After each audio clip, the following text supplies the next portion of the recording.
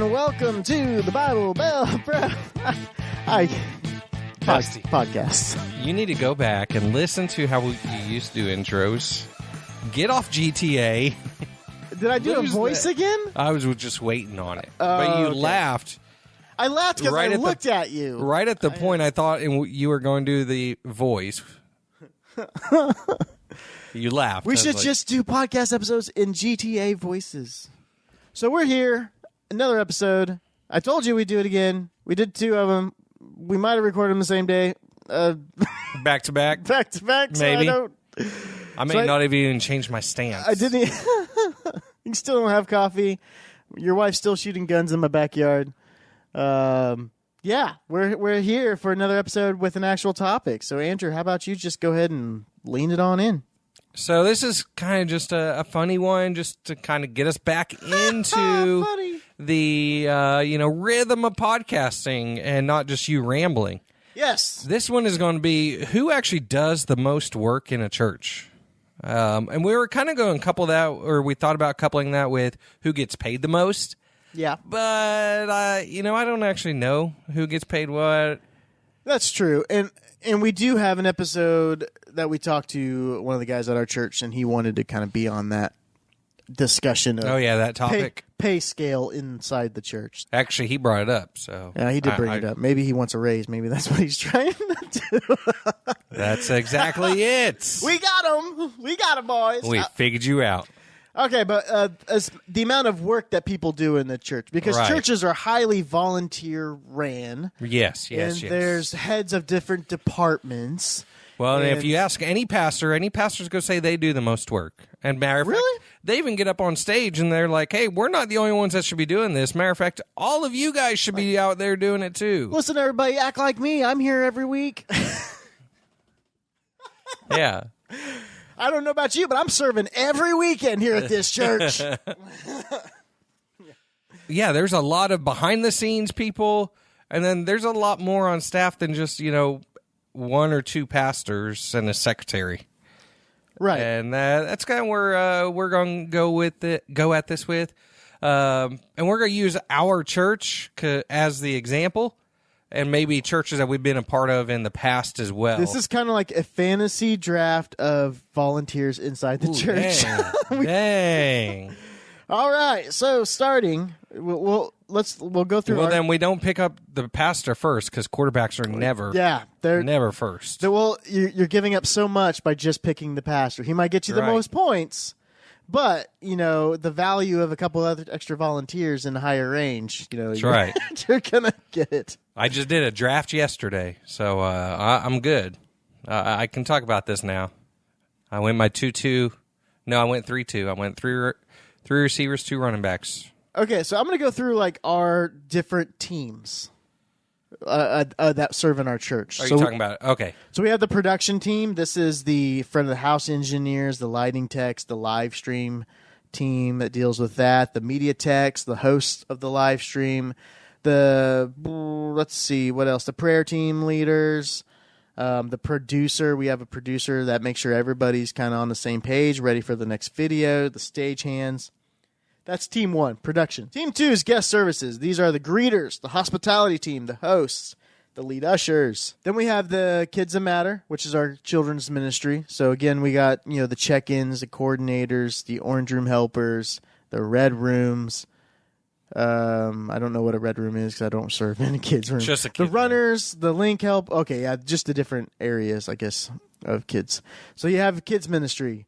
Then we have a security team, which is guys making sure no crazies come into our church and making sure that there's no marital issues that are overlapping into the children's ministry, 2 parents trying to pick up the same kids when one shouldn't be, those kind of issues. Then we have, we got the preacher, we got the worship team, the band. We've got anybody else that I'm leaving off? Yeah, so our church has an outside ministry that we also run. A what? The spring team. Oh, the spring team. So, yeah, we have a team that goes every week to a local women's shelter, and they help do a live service there as well. And then at our church, we have like 20 sermons before the actual sermon. So Yeah, there's all those people. So we got have the a holy holy huddle. we got the non-holy huddles. We have a person who gives a tithe preach or a tithe Yep. message. A person who comes up and randomly gives a message about just what's going on in the church that week, or so. For some reason we have a lot of. Well, the holy messages. huddle idea. One of the ideas is that there is so much going around. The holy huddle idea was me.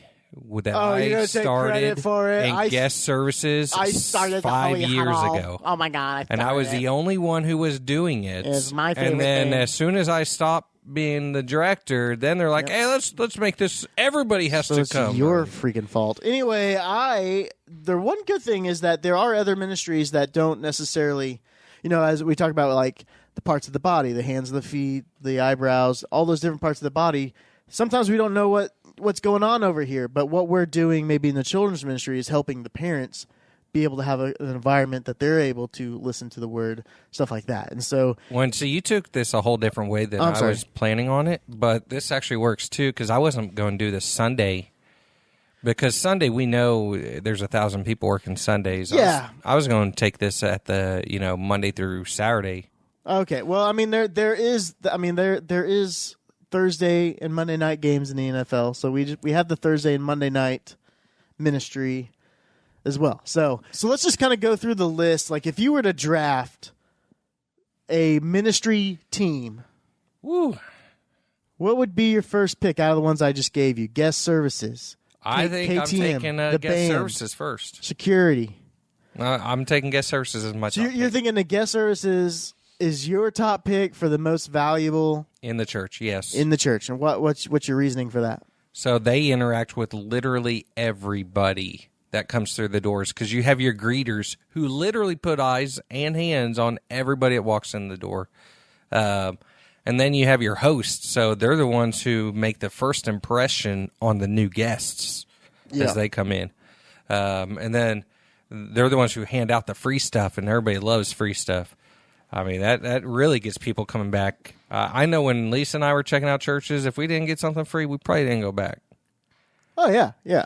I mean, so give me my coffee cup. for Give me my Pete's coffee sake. cup. Give me my $10 Quick Trip card. Let's go. Yep. Yeah. And then you have hospitality, so your free food and your free drinks. That's all. I mean, All right, literally. so you're all about the free stuff. Well, literally, the guest services Makes sense. deals with everybody because elderly people, they don't have children. It's first impressions. So they're not going to KTM. A lot of elderly people don't like loud music, so they don't go into the worship encounter during music. So, I mean, that's why guest services definitely has my top pick as the MVP. Okay, I see where you're coming from. I do see the value there, but since I don't have the number one pick, and probably with my number one pick, I still would have taken the band. Of course you would, because I'm you're in the it. band. Exactly. And I'm the most valuable. No, I'm joking. But but I will make But an you don't argument. affect everybody. I will make the argument for the band. Matter of fact, people have left churches because of the band, because Right. of loud music. But I would say that as far as the amount of the actual service itself, there's basically people stay at churches a lot. I don't know, not me anymore is my attitude, but people visit churches. Their value of the church is based on the preaching or the singing, right? And if you hate the preacher but you like the music, you'll stay. If you hate the music but like the preacher, you'll stay a lot of times. If you hate them both, you're out, kind of thing. And you'll take your friends that you do like there will go with you somewhere else because they probably hate it too. So my thought process is the band a lot of times is the first impression of the actual service because the music starts.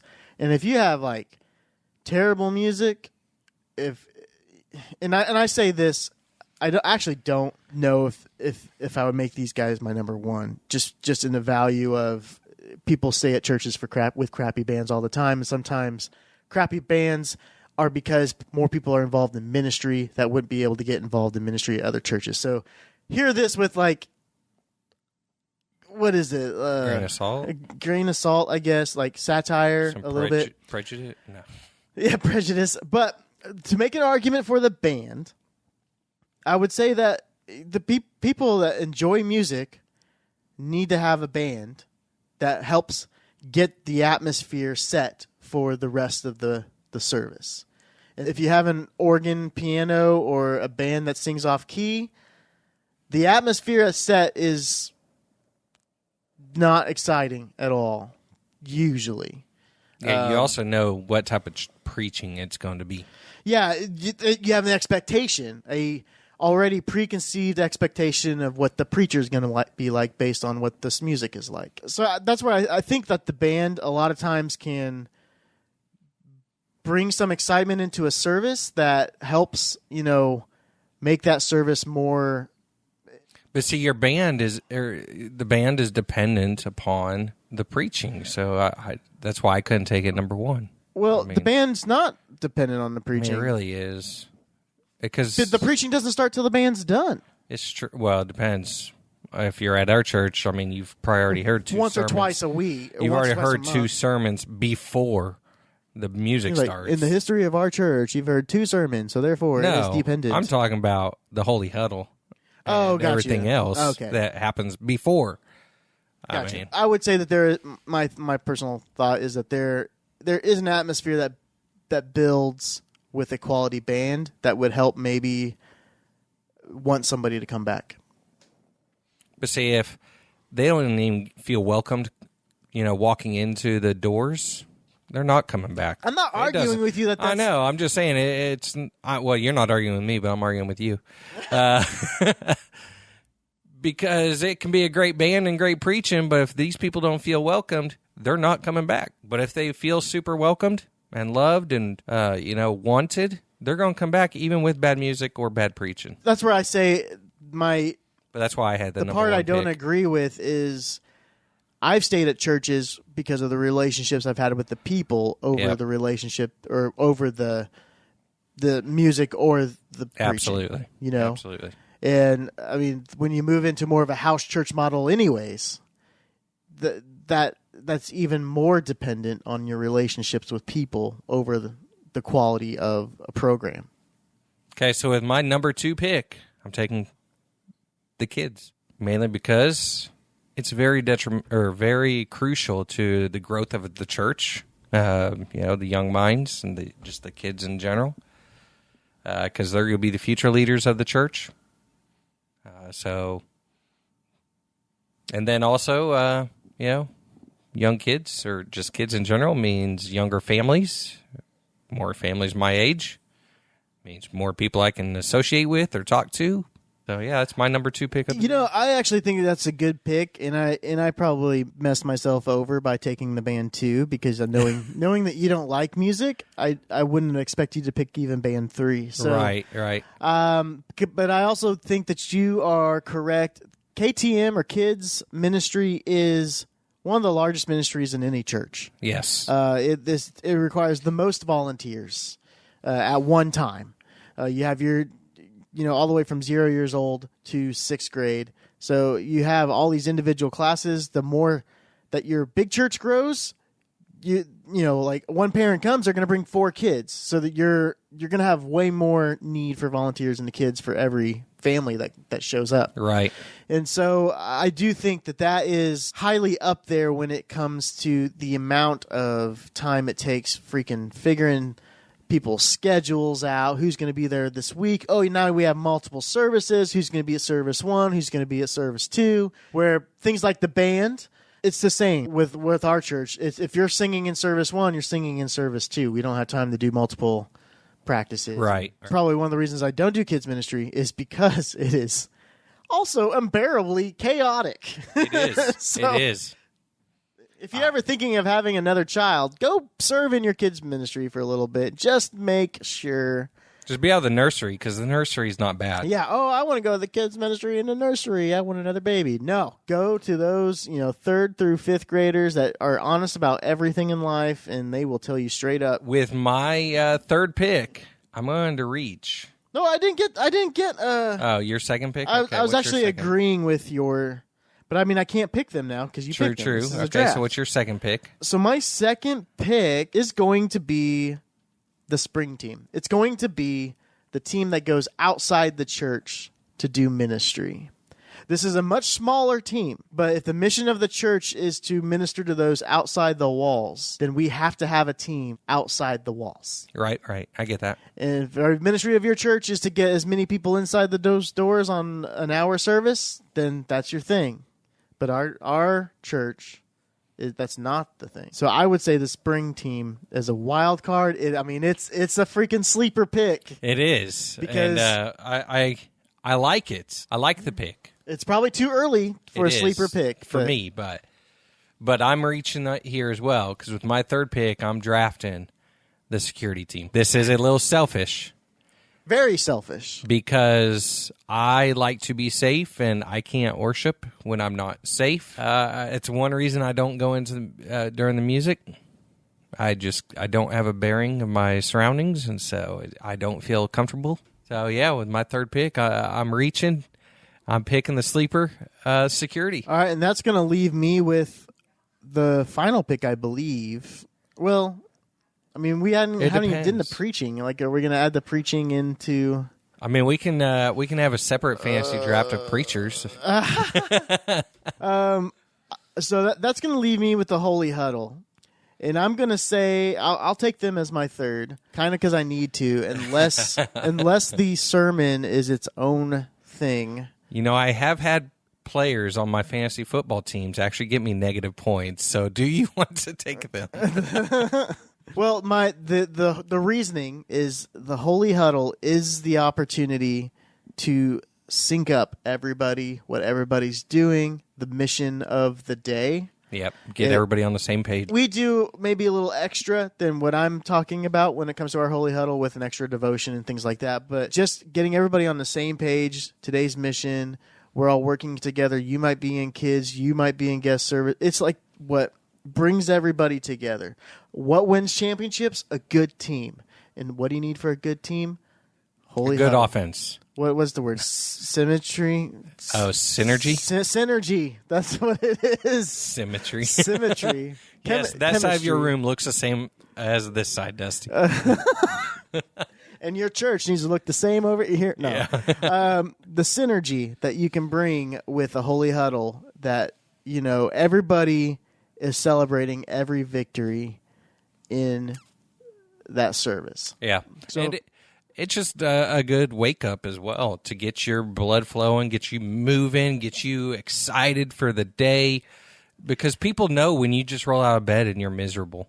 And, I mean, the Bible talks about us being one in Christ. And what brings the church one? Holy Huddle. As much as I don't usually attend it, I never attend it. But that's why I couldn't pick them. I attend it because I'm usually sneaking out, and then Rusty's like, "What are you doing? Get in there!"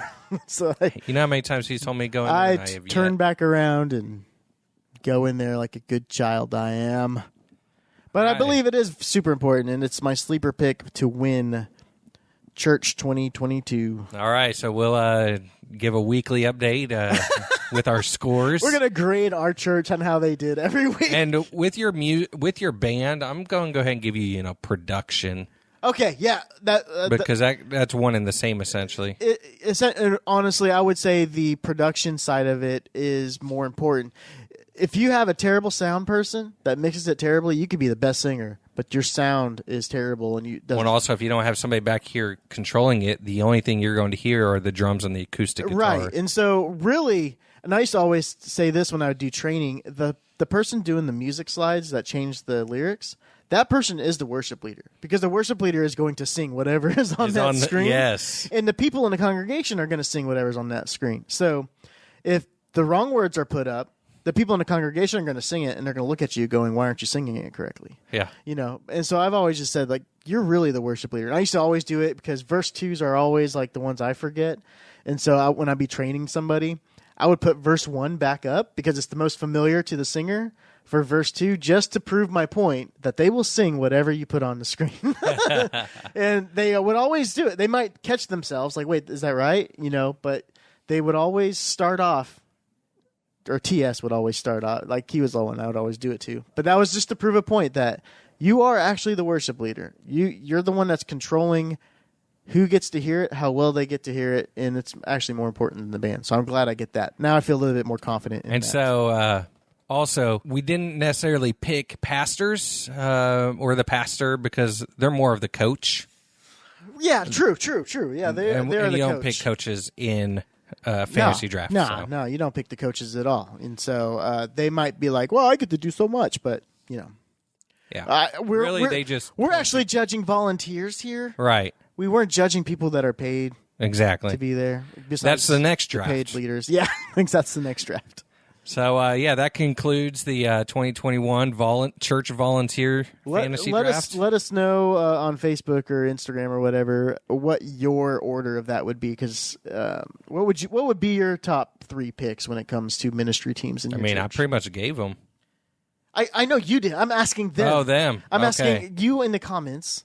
I'm looking at you, but I'm asking the people. You locked eyes. I'm like, I just gave them. eyes. Do we need to do this again? No. Oh, gosh. We don't know what we're doing. Yeah. Okay, so We have lost our cues, guys. We leave- used to have good cues. We'd have good chemistry. We knew what the other was going to do or say, and usually Dusty could stop me before I said something inappropriate. Not anymore, guys. We're starting this is from scratch. from scratch, and so do whatever you're supposed to do. Comment things and share it, and we'll see you next week. Take it easy.